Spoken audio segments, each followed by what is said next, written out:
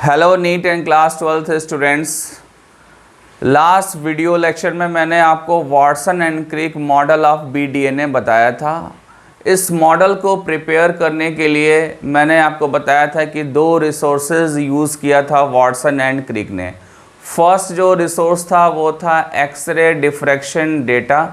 X ray diffraction data Wilkins and Franklin ने दिया था, ठीक है।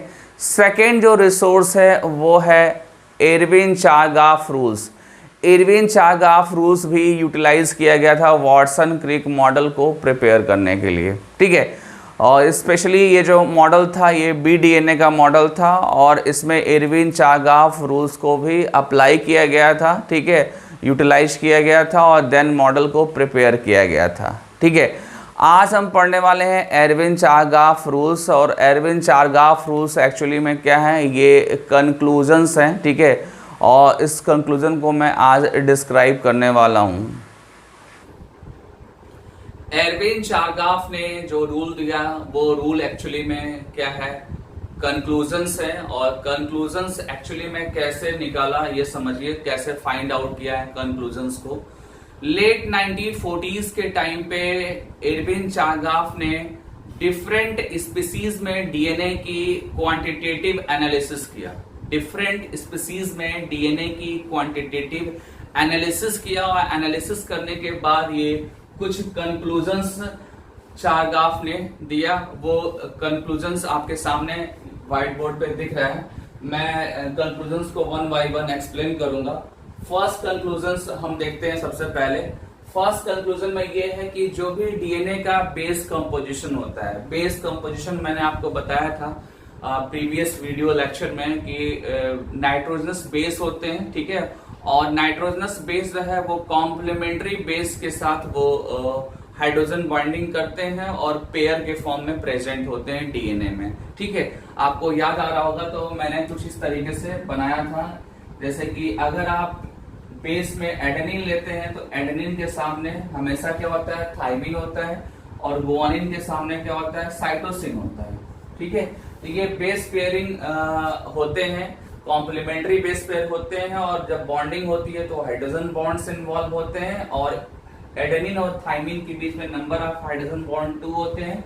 गुआनिन और साइटोसिन के बीच में जो हाइड्रोजन बॉन्ड है वो 3 हाइड्रोजन बॉन्ड्स यहाँ पे इन्वॉल्व है। 3 हाइड्रोजन बॉन्ड यहाँ है, यहाँ पे 2 हाइड्रोजन बॉन्ड है। बॉन्ड को आप लर्न कर लिए होंगे आई थिंक, क्योंकि मैंने बॉन्ड के बारे में वॉटसन क्रिक मॉडल में आपको बता दिया था, ठीक है। अभी सिंपली ये समझना है कि यहाँ पे जो बेसिस मैंने बताया, ये जो बेस के कॉम्पोजिशंस हैं, ठीक है। बेस के कॉम्पोजिशंस जो है वो स्पीसीज टू स्पीसीज वेरी करते हैं। ध्यान से सुनना होगा। मैंने ये बताया कि जो भी आप स्पीसीज लेंगे उसमें डीएनए के अंदर जो बेसिस होंगे, बेस कॉम्पोजिशंस होंगे, वो स्पीसीज टू स्पीसीज वेरी करेगा, ठीक है। ये फर्स्ट कंक्लूजन था एरविन चारगाफ रूल का, ठीक है। सेकेंड जो कंक्लूजन है वो देखते हैं।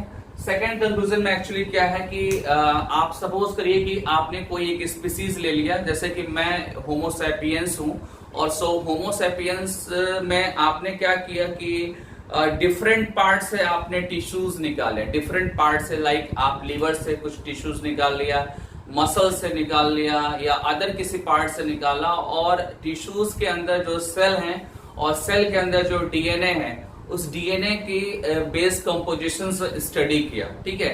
बेस कंपोजिशंस स्टडी किया तो आपको बेस कंपोजिशंस में क्या दिखा कि बेस कंपोजिशन सेम है। किसी भी पार्ट से आप निकालेंगे डीएनए तो उसका बेस कंपोजिशन क्या होगा, सेम होगा, ठीक है। आप देखो एक बार यहाँ पे मैंने मेंशन कर रखा है, DNA specimen isolated from different tissues of the same species have the same base compositions, ठीक है। एक बार रिपीट कर रहा हूं, आप कोई एक पर्टिकुलर स्पीसीज का एक इंडिविजुअल आप ले लीजिए और उसके body part, different body part से आप टिश्यूज निकालिए, टिश्यूज से फिर डीएनए निकालिए और डीएनए के बेस कंपोजिशंस की स्टडी करिए। तो बेस कंपोजिशन हमेशा क्या होगा, डिफरेंट टिश्यूज के डीएनए के बेस कंपोजिशन सेम होंगे, ठीक है।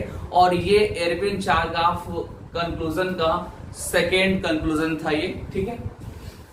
तो ये सेकेंड आपका फिनिश हो गया। अब आते हैं चारगाफ के नेक्स्ट कंक्लूजन पे आते हैं। नेक्स्ट जो कंक्लूजन है चारगाफ का वो है the base composition of DNA in a given species does not change with the organisms as nutritional state changing environments. ठीक है, ये थर्ड कंक्लूजन है और इस कंक्लूजन को ऐसे समझते हैं जैसे आप अगर कोई भी स्पीसीज आपने ले लिया, सपोज दैट आपने फिर से क्या लिया, होमोसैपियंस लिया।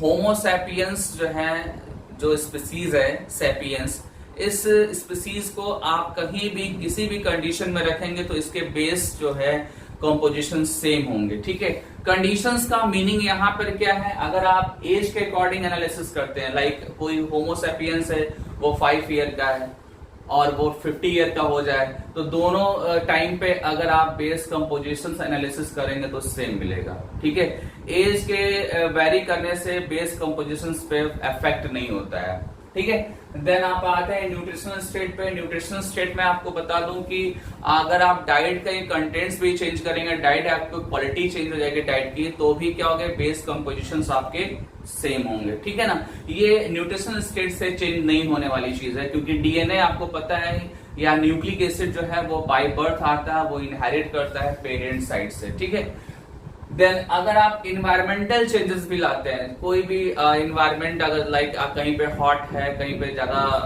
हॉट इन्वायरमेंट है, कहीं पे कोल्ड है, तो उस कंडीशंस में भी इसका बेस कंपोजिशन क्या होगा, सेम होगा। ठीक है, तो ये थर्ड आपका कंक्लूजन फिनिश हो गया। नेक्स्ट जो है, अब आते हैं नेक्स्ट कंक्लूजन पे। नेक्स्ट जो कंक्लूजन है एरविन चारगाफ का, वो इम्पोर्टेंट है बिकॉज इससे न्यूमेरिकल्स आते हैं। ठीक है, और यूजुअली जो है आप नीट के पेपर में देखेंगे तो 1-2 इयर्स गैप करके इससे क्वेश्चंस रहते हैं। ठीक है, तो आइए चलते हैं, देखते हैं क्या है ये नेक्स्ट रूल। नेक्स्ट रूल में आपको ये समझना है कि जब भी आप बेसिस की स्टडी करेंगे तो बेसिस में लाइक एग्जाम्पल अगर लेके चलें तो एडेनिन के सामने ऑलवेज क्या होता है, थाइमिन होता है। ठीक है, तो आप बोल सकते हैं उसके बिहाफ पे कि number of adenine equal to number of thymine. ठीक है, ये आप तब बोलेंगे जब आप डबल स्टैंडर्ड डीएनए की बात करेंगे। ठीक है, डबल स्टैंडर्ड डीएनए में ही ये अप्लाई हो सकता है। ठीक है, बिकॉज डबल स्टैंडर्ड डीएनए में मैंने पहले ही बताया है कि आमने सामने बेसेस होते हैं और दोनों एक दूसरे को स्टेबलाइज करते हैं, और पर्टिकुलर बेस जो है पर्टिकुलर बेस के साथ बॉन्डिंग करता है। For example adenine always bind करता है थाइमिन से, तो दैट मीन्स कि जितने नंबर ऑफ एडेनिन होंगे डबल स्टैंडर्ड डीएनए में उतने ही नंबर ऑफ थाइमिन होंगे। ठीक है, और ये आपको पहले से ही पता है कि एडेनिन और थाइमिन जो है 2 हाइड्रोजन बॉन्ड से ये अटैच होते हैं, तो वो तो मैं आपको वाटसन क्रिक मॉडल में बता दिया था ऑलरेडी। अभी जो नेक्स्ट पॉइंट है वो ये है कि number of guanine equal to number of cytosine. ये भी वही कॉन्सेप्ट है, बट यहाँ पे गुआनिन की बात की गई है। गुआनिन ऑलवेज जब भी बॉन्डिंग करेगा तो साइटोसिन से बॉन्डिंग करेगा, तो आप इसके बिहाफ पे बोल सकते हैं कि नंबर ऑफ गुआनिन जो है वो equal to number of cytosine होगा। ठीक है, मतलब A equal to T and G equal to C, similarly T equal to A and C equal to G। ठीक है, ये कहीं पे भी आप अप्लाई कर सकते हैं जहां पर आपको डबल स्टैंडर्ड डीएनए मिलेगा। ठीक है, और ये जो डीएनए है आपको कभी कभी रेयर केसेस में वायरस में भी आपको मिलेंगे ये। ठीक है, सिंगल स्टैंडर्ड डीएनए और सिंगल स्टैंडर्ड आरएनए में ये रूल अप्लाई नहीं हो सकता है। ठीक है, इवन ये ओनली डबल स्टैंडर्ड के लिए रूल्स बनाए गए हैं। नेक्स्ट आते हैं, नेक्स्ट जो रूल्स है वो एक्चुअली में प्रीवियस रूल्स से रिलेटेड है।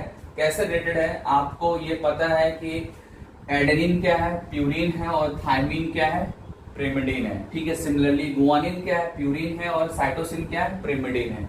ठीक है, तो इस कॉन्सेप्ट पे आप अगर चलेंगे तो आपको ये पता चलेगा कि जितने नंबर ऑफ प्यूरिन होते हैं उतने ही नंबर ऑफ प्रिमिडिन्स भी होते हैं, क्योंकि हमेशा प्यूरिन के सामने प्रिमिडिन आता है और प्रिमिडिन के सामने प्यूरिन होते हैं। तो जब भी आप प्यूरिन का सम करेंगे तो वो प्यूरिन का सम जो है वो प्रिमिडिन्स के सम के इक्वल होगा, और इस पे मैं न्यूमेरिकल भी आपको कराऊंगा और न्यूमेरिकल्स में आपको समझ में आ जाएगा।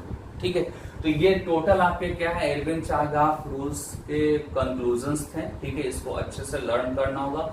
चारगाफ रूल्स फिनिश होने के बाद अब आते हैं चारगाफ रूल्स के क्वेश्चंस पे। मैंने यहाँ पे कुछ क्वेश्चंस मेंशन कर रखा है और उन क्वेश्चंस को मैं वन बाय वन सॉल्व करने वाला हूँ।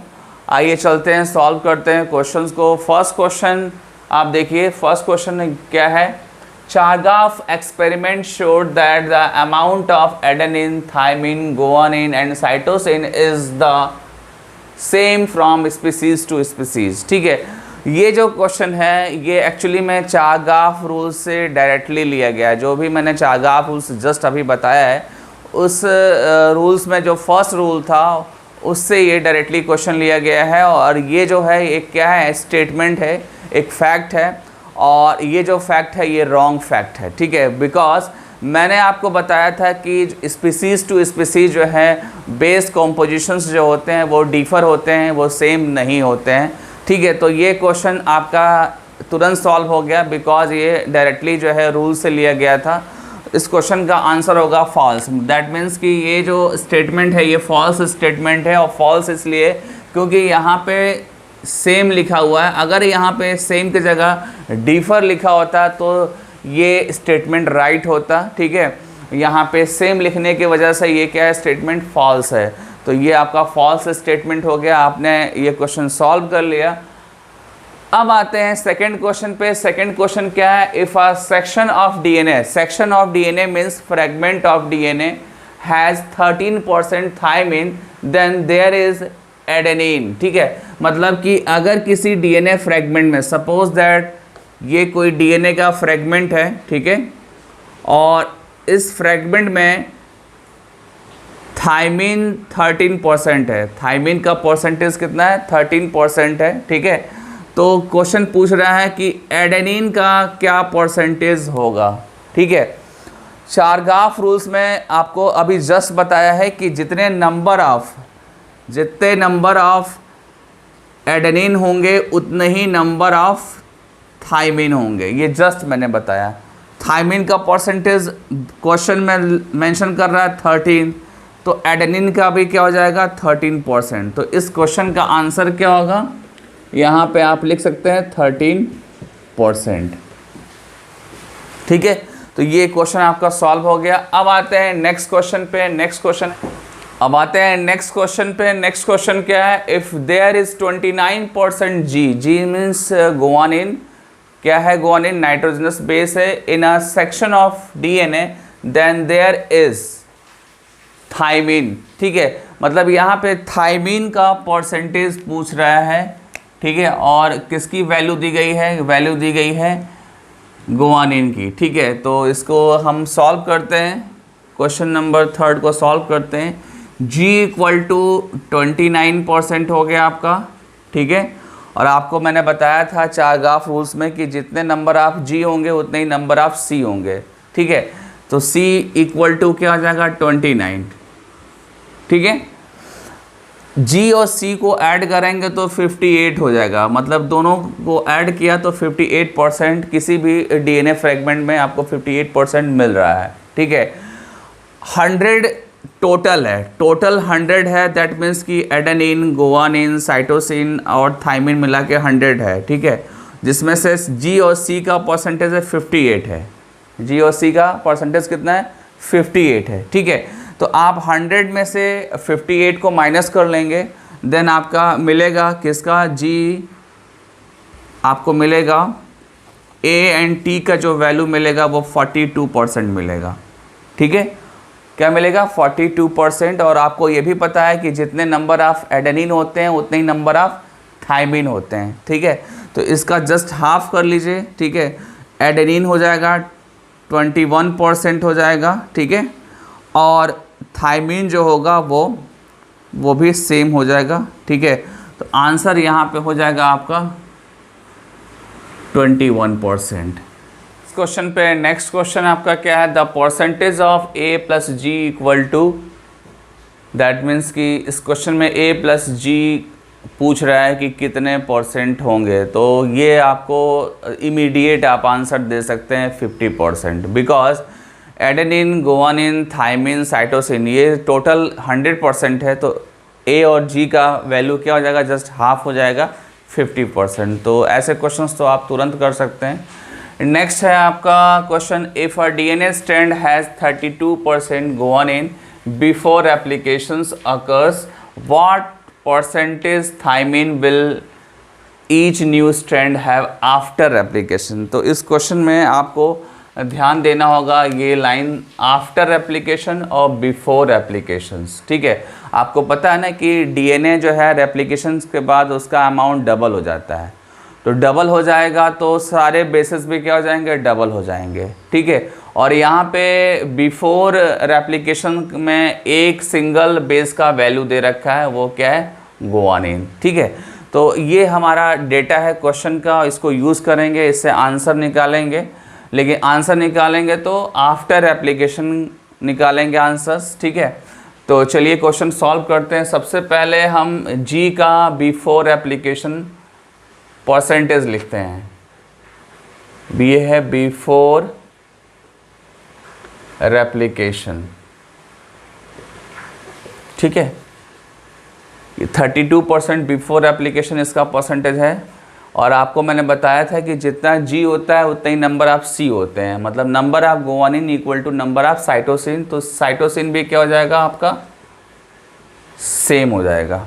साइटोसिन भी क्या हो जाएगा आपका, सेम हो जाएगा। ठीक है, और ये सेम हो जाएगा तो ऐड करेंगे तो ये हो जाएगा 64। ठीक है, 64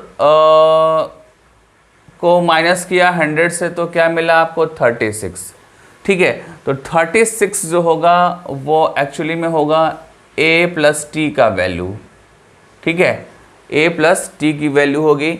आपको अगर इंडिविजुअल A और T का वैल्यू निकालना होगा तो A equal to T equal to 18 आएगा आंसर। ठीक है, तो ये जो है A or T equal to 18% जो आ रहा है आपका, ये आंसर आएगा बिफोर रेप्लिकेशन आएगा आंसर। ठीक है, आपको क्या करना है, आफ्टर रेप्लिकेशन आपको आंसर निकालना है। आफ्टर रेप्लिकेशन आपको आंसर निकालना है। तो आपको जस्ट बताया कि जो भी आपका बेसिस होगा उसका जस्ट डबल कर देंगे तो आंसर आपको मिल जाएगा। हमारा क्वेश्चन है थायमिन फाइंड आउट करना है। यहाँ पे थायमिन क्या हो जाएगा आपका, थायमिन इक्वल टू 36%। ठीक है, ये आप थायमिन का ये जो परसेंटेज आपने 36% निकाला, ये आफ्टर एप्लीकेशन के बाद होगा। ठीक है, और जो आपका क्वेश्चन है एक्चुअली में वो क्वेश्चन क्या है कि ईच न्यू स्ट्रैंड्स में पूछ रहा है। क्वेश्चन क्या है, क्वेश्चन ये है कि if a DNA strand has 32% guanine before application occurs what percentage thymine, ठीक है, will each new strands have after applications. मतलब कि आफ्टर एप्लीकेशन अगर थायमिन का परसेंटेज पूछता तो आंसर ये होता, बट आफ्टर एप्लीकेशन जो है वो थायमिन पूछ रहा है बट ईच न्यू स्ट्रैंड्स पूछ रहा है। ठीक है, ये चीज़ थोड़ा सा आपका एक्स्ट्रा ऐड हो गया है, इसको भी हम सॉल्व करते हैं। आपको मैं बता दूं कि जब रेप्लिकेशन होता है किसी भी डीएनए का तो 1 से 2 कॉपी डीएनए की फॉर्म होती है। ठीक है, ये एक फर्स्ट कॉपी हो गया डीएनए का, ये सेकंड कॉपी हो गया। ठीक है, मैंने ये जो आंसर निकाला है ये दोनों को ऐड करके निकाला है। आपको इंडिविजुअल स्ट्रैंड्स की बात करनी है, इंडिविजुअल न्यू स्ट्रैंड्स की बात करनी है, तो वहाँ पे आप क्या करेंगे कि आप t इक्वल टू 36/2 कर देंगे, आंसर आ जाएगा आपका 18। यही आपका एक्चुअल आंसर होगा। ठीक है, इस क्वेश्चन में आपके 2 क्वेश्चंस बन सकते हैं। अगर यहाँ पे आप ईच न्यू स्ट्रैंड्स आपने हटा दिया तो आंसर हो जाएगा 36, अगर ईच न्यू स्ट्रैंड्स लगा दिया तो आंसर हो जाएगा आपका 18। ठीक है, और ये इसमें आपको थोड़ा ध्यान देना होगा क्योंकि यहाँ पे रेप्लिकेशन वाला कॉन्सेप्ट अप्लाई करना है और दोनों स्ट्रैंड्स की बात पूछेगा तो उसके अकॉर्डिंग आपको आंसर देना होगा। ठीक है, तो ओके स्टूडेंट्स, इरविन चागाफ रूल्स और इसके क्वेश्चंस फिनिश हो गए हैं। ठीक है, आप क्वेश्चंस करेंगे, एक्स्ट्रा अगर आपको क्वेश्चंस मिलते हैं तो वो भी करेंगे आप, और करने के बाद अगर कोई डाउट है तो वो पूछेंगे आप। ओके स्टूडेंट्स, तो आज का लेक्चर हम फिनिश करते हैं।